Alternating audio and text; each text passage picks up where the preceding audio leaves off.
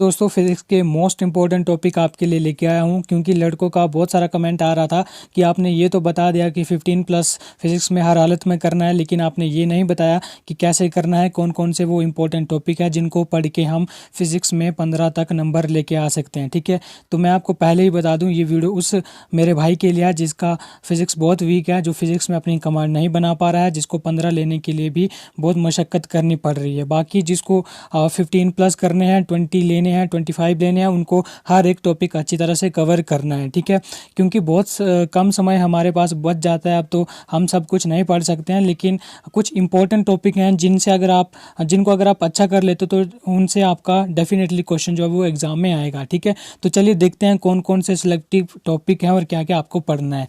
ठीक है, तो मैं आपको बता दूं कि आपको ध्यान से देखना है और आपको इसका नोट कर लेना है कि क्या क्या मैंने बताया है। ठीक है, तो आइए शुरू करते हैं।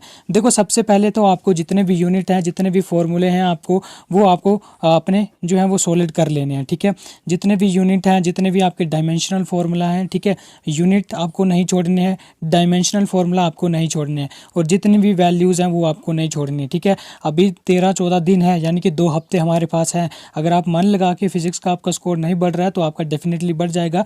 यूनिट आपने नहीं छोड़ने हैं, डायमेंशनल फार्मूला आपने करने ही करने हैं। ठीक है, उसका जितनी भी वैल्यूज़ है, जैसे प्लांक कांस्टेंट की वैल्यू, एप्सिलॉन नॉट की वैल्यू, ठीक है, उसके बाद इलेक्ट्रिक कांस्टेंट जो के होता है उसकी वैल्यू, उसके बाद आपको ग्रेविटेशनल जी जो होता है बड़ा, ठीक है, ग्रेविटेशनल कांस्टेंट उसकी वैल्यू, तो जितने भी ये कांस्टेंट निकलते हैं उनकी वैल्यूज़ आपको पता होनी चाहिए, पहली बात। उसके बाद हम लोग +1 की फिजिक्स से थोड़ा करते हैं, तो आप हिंदी में मैनेज कर लीजिएगा, मैं इंग्लिश में लेके आया हूँ, लेकिन आपको मैं हर एक चीज़ एक्सप्लेन कर दूंगा। काइनेमेटिक्स के चैप्टर से आपको ग्राफ वाले जो होते हैं, जिसमें स्लोप और एरिया वो पूछता है। ठीक है, displacement velocity time, displacement time जो ग्राफ होता है वो, वेलोसिटी टाइम जो होता है, एक्सेलरेशन टाइम जो होता है वो ग्राफ आपने करना ही करना है। उसका स्लोप क्या देता है, एरिया क्या देता है, वो अच्छी तरह से करना है। उसका डिस्टेंस अपॉन डिस्प्लेसमेंट का रेशो और स्पीड अपॉन वेलोसिटी का रेशो क्या देता है, ठीक है, ग्रेटर देन 1 होता है या लेस देन 1 होता है, वो करना है। उसका प्रोजेक्टाइल मोशन से आपको डेफिनेटली करना है। ठीक है, आपको फॉर्मूले याद होने चाहिए। जो टी का फॉर्मूला होता है वो हाइट का निकालने का फॉर्मूला, उसके बाद रेंज निकालने का फॉर्मूला। ठीक है, उसी जगह आपको एक काइनेटिक एनर्जी पूछी जाती है, ठीक है ना, जहाँ पे वो मतलब मैक्सिमम हाइट गेन करता है, उस पर आपको काइनेटिक एनर्जी की वैल्यू पूछी जाती है, तो आपने वो भी अच्छी तरह से कर लेना है। ठीक है, तो कुछ सिलेक्टिव टॉपिक है, उन्हीं को पढ़ो अगर आपको बहुत दिक्कत आ रही है तो। ठीक है, कुछ ना कुछ तो आपकी भी प्रिपरेशन होगी, तो अगर मैं ये टॉपिक बता दूंगा, इनके ऊपर तो कमांड आपने बना ही लेनी है। ठीक है, उसके बाद आपको काइनेमेटिक्स से थोड़ा सा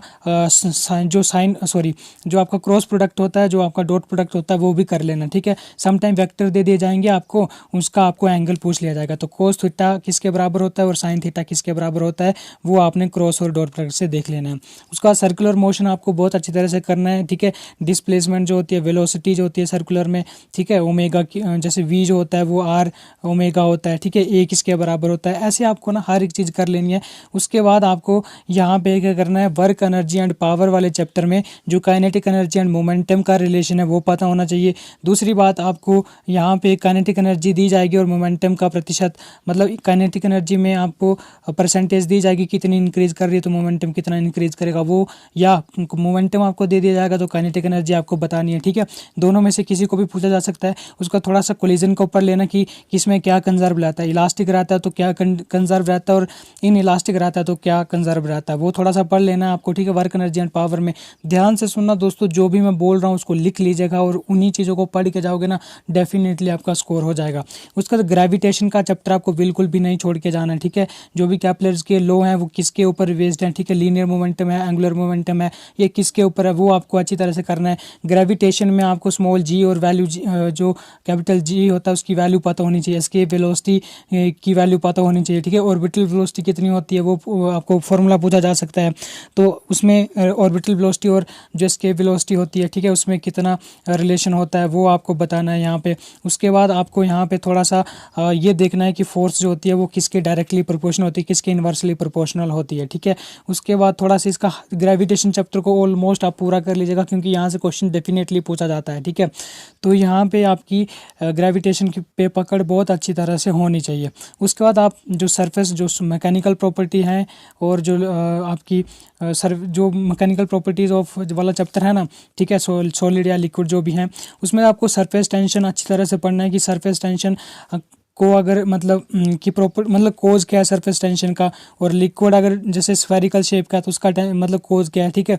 उसके बाद आपको एंगल ऑफ कांटेक्ट पढ़ना है कि एंगल ऑफ कांटेक्ट के ऊपर क्या प्रभाव पड़ता है अगर हम टेम्परेचर को इंक्रीज कर देते हैं या डिक्रीज कर देते हैं। इलास्टिसिटी को आपने अच्छी तरह से पढ़ना है, Young's motion modulus, modulus of rigidity, ठीक है, ये आपको अच्छी तरह से पढ़ना है। उसके बाद आपको टेम्परेचर वाले चैप्टर में से सेल्सियस और केल्विन की जो भी फॉर्मूला होता है, ठीक है, सेल्सियस से केल्विन में कैसे चेंज होता है, केल्विन से सेल्सियस में कैसे चेंज होता है, और थोड़ा सा इसमें आपको ये जो टेम्परेचर होता है ना आइस पॉइंट क्या होता है, ठीक है, इन दोनों के पैमाने पे, और जो बॉइलिंग पॉइंट होता है, ठीक है, ये सब कुछ आपने पढ़ लेना थोड़ा सा।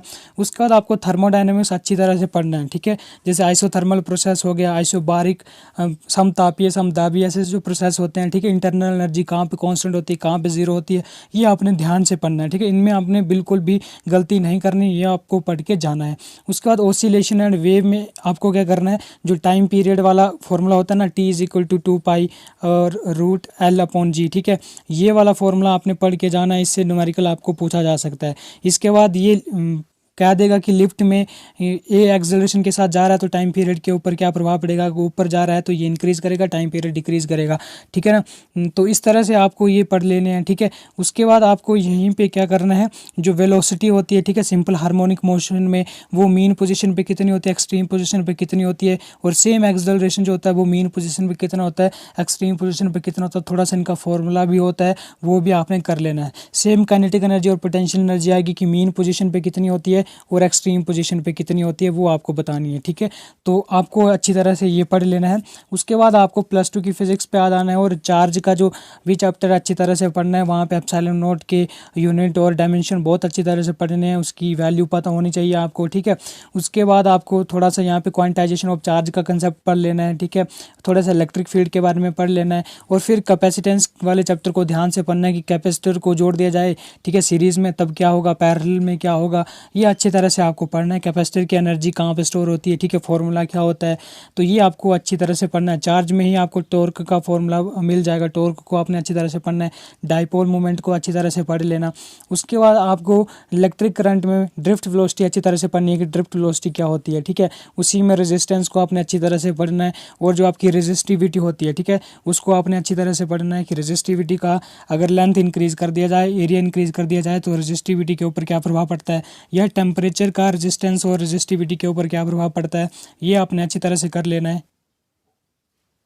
ओके दोस्तों, उसका थोड़ा सा यहाँ पे मैंने लिखा नहीं है, लेकिन मैग्नेट वाला जो चैप्टर है उसको कर लेना कि क्यूरी टेम्परेचर के ऊपर फेरोमैग्नेटिक सब्सटेंसेस किस में बदल जाते हैं, वो थोड़ा सा इंड्यूस्ड ईएमएफ के बारे में भी पढ़ सकते हो आप, ठीक है। उसका अल्टरनेटिंग करंट में आप ये पढ़ सकते हैं कि जैसे फ्रिक्वेंसी निकालनी है, ठीक है, तो वो किसके बराबर होती है, √LC होती है, रेजोनेंट फ्रिक्वेंसी। रेजोनेंस की कंडीशन, अनुनाद की कंडीशन में क्या होता है, ठीक है, क्वालिटी फैक्टर क्या होता है, पावर फैक्टर क्या होता है, ट्रांसफॉर्मर स्टेप अप कब कहलाता है, स्टेप डाउन कब कहलाता है, थोड़ा सा ये पढ़ लेना है, बेसिक है, ठीक है दोस्तों, इतना ज़्यादा आपको बिल्कुल भी टफ नहीं आएगा। उसके बाद LCR सीरीज सर्किट से एक क्वेश्चन पूछा जा सकता है, जैसे LCR सीरीज सर्किट दे दिया जाएगा और आपको बता दिया जाएगा कि जब अनुनाद की स्थिति है तो आपको बताना है कि tan phi कितना होगा, ठीक है, यानी कि इसकी डायरेक्शन कितनी होगी वो आपको बताना है, ठीक है। tan phi जैसे कि वो होता है ना VL minus VC upon R, तो ये कितना हो जाएगा अनुनाद की स्थिति में, ये जो होगा tan phi 0 हो जाएगा, ठीक है। तो ये आपको बताना है थोड़ा सा। उसके बाद इलेक्ट्रोमैग्नेटिक वेव जो होती है उसमें ये बताना आपको कि किस नेचर की होती है, ट्रांसवर्स की होती है, लॉन्गिट्यूडनल की होती है, किस स्पीड के साथ ट्रैवल करती है, या इनकी जो जैसे कोज क्या है इनको पैदा होने का, जो एक्सेलरेटिंग सोर्स जो होता है, ठीक है, एक्सेलरेटेड चार्ज पार्टिकल जो होता है वो इलेक्ट्रोमैग्नेटिक वेव्स का जो होता है वो बेसिक सोर्स होता है, ठीक है। और फिर जैसे आपका इसी से क्वेश्चन पूछा जा सकता है कि जैसे इलेक्ट्रिक फील्ड और इसमें मैग्नेटिक फील्ड के बीच में एंगल कितना होता है, ठीक है, और ये किस मतलब जैसे मान लो इलेक्ट्रिक फील्ड और इस रेशियो में जा रही है आगे की ओर, ठीक है, इलेक्ट्रिक फील्ड इस साइड एक्स एक्सिस की साइड, तो मैग्नेटिक फील्ड जेड एक्सिस की साइड होगी, तो 90 डिग्री एंगल होता है, ये आपको पढ़ना है। उसके बाद आपको यहाँ पे इसकी फ्रिक्वेंसी पढ़नी है कि फ्रिक्वेंसी की साइड इंक्रीज होती है, ठीक है, जैसे सबसे फ्रिक्वेंसी हाईएस्ट किसकी होती है, वेवलेंथ किसकी हाईएस्ट होती है, ये आपको बताना है, ठीक है। और आपको यहाँ से यही पूछा जा सकता है बस कि फ्रिक्वेंसी की किसकी ज़्यादा होती है और वेवलेंथ किसकी ज़्यादा होती है, तो ये आपको अच्छी तरह से पढ़ना है इलेक्ट्रोमैग्नेटिक के चैप्टर वाले चैप्टर के, ठीक है। उसके बाद रे ऑप्टिक्स आपको पूछी जाएगी, तो रे ऑप्टिक्स में आपको क्या पढ़ना है। रे ऑप्टिक्स में जैसे थीटा एंगल दे देगा आपको, तो आपको पूछा जाएगा कि इसमें कितनी इमेज बनेगी, ठीक है। उसके बाद आपको कन्वेक्स या कनकेव मिरर से थोड़ा सा आपको न्यूमेरिकल पूछा जा सकता है, ठीक है। लेंस से पूछा जा सकता है, आपको टोटल इंटरनल जो रिफ्लेक्शन होता है उसकी कंडीशन पूछी जाती है कि ray denser to medium rare medium जाती है, ठीक है, ये आपको बताना होता है। उसके बाद आपको डुअल नेचर ऑफ लाइट पढ़ लेना है। डुअल नेचर ऑफ में वर्क फंक्शन पढ़ सकते हो आप, थोड़ा सा आप डुअल नेचर ऑफ लाइट को अच्छी तरह से पढ़िएगा, इससे भी क्वेश्चन पूछा जाता है, ठीक है। और जैसे आपका जो गामा पार्टिकल होता है वो इलेक्ट्रिक फील्ड और मैग्नेटिक फील्ड के द्वारा डिफ्लेक्ट क्यों नहीं किया जाता, ये क्वेश्चन भी बन सकता है। तो दोस्तों अगर आप इतना भी कर लोगे, इन चैप्टर को भी कर लोगे, तो आप डेफिनेटली 15 प्लस कर जाओगे, या 15 तक तो आराम से पहुंच जाओगे, क्योंकि ये सिलेक्टिव टॉपिक हैं और इनमें से क्वेश्चन जरूर से बनता है, ठीक है। तो ये वीडियो उन्हीं के लिए है जो जिनको काफ़ी दिक्कत आ रही है फिजिक्स में। तो जो भी मैंने टॉपिक बताया है उनको ध्यान से सुनना, इस वीडियो को फिर से आप लगा सकते हो और फिर से सुन सकते हो कि क्या क्या टॉपिक मैंने बताए हैं, ठीक है। तो दोस्तों यही इंपॉर्टेंट टॉपिक अगर आप कर लोगे तो आप डेफिनेटली अच्छा स्कोर कर जाओगे, ठीक है। तो फिर भी अगर आपको कोई दिक्कत आती है तो आप कमेंट सेक्शन में आज कर सकते हैं, यही टॉपिक है। उसके बाद जैसे देखो, फिर इसके अलावा आप अगर आपके पास टाइम है तो आप क्या क्या पढ़ सकते हो और क्या क्या नहीं पढ़ना है। देखो जो आपका लास्ट चैप्टर है, ठीक है, जैसे जो आपका इलेक्ट्रॉनिक डिवाइसेज है उसको आप छोड़ सकते हो। थोड़ा सा अगर आप कुछ पढ़ना चाहोगे तो और नॉर गेट और जो भी एंड गेट होते हैं उसके बारे में थोड़ा सा पढ़ सकते हैं, ठीक है। जो कम्युनिकेशन वाला चैप्टर है सबसे लास्ट, वो आप छोड़ सकते हो।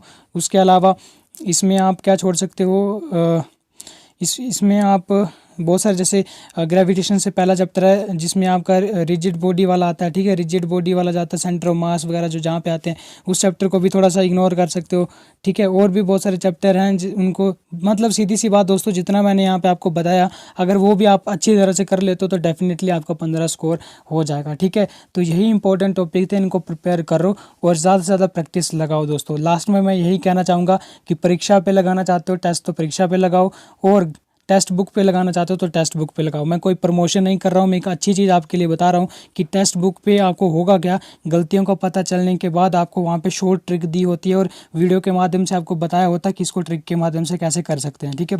तो टेक्स्ट बुक ऐप बहुत अच्छा है प्रैक्टिस सेट के लिए, एग्जाम में बिल्कुल उसी लेवल का आएगा, ठीक है, बिल्कुल भी लेवल अप नहीं जाएगा। तो टेक्स्ट बुक पर आप प्रैक्टिस कर सकते हो। 135 के करीब आपको वो टेस्ट सीरीज़ मिल जाएगी, लेकिन 10% अगर आप मेरा कूपन कोड डाल लेते हो, ठीक है, तब आपको ऑफ हो जाएगा, अदरवाइज वो आपको 150 रुपये की पड़ेगी। तो आप देख लीजिएगा, मेरा कूपन कोड डाल सकते हैं, लिंक डिस्क्रिप्शन बॉक्स में है, उसको डाउनलोड करने का और उसका जो भी कूपन कोड है वो मेरा, वो आप डाल सकते हो, ठीक है। तो इसको लगाओ, 13-14 दिन हमारे पास हैं, तो उसकी अच्छी तरह से प्रैक्टिस करो। कुछ क्वेश्चन आपको रट जाएंगे और वही एग्जाम में आएंगे और आपका काम आसान कर जाएंगे, ठीक है। तो यकीन मानो दोस्तों, टेक्स्ट बुक का कोई मैं प्रमोशन नहीं कर रहा हूँ, मेरे को कोई पैसे नहीं मिले हैं।